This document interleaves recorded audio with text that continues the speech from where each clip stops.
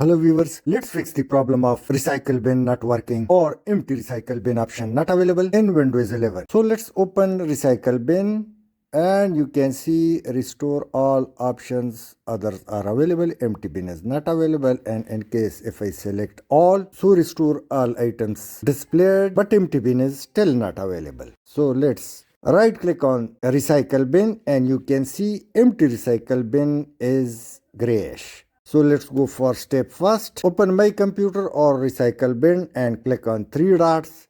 Then open options and click view. Now restore default, apply OK in folder options and let's check it. However, it's still gray. So let's go for step 2.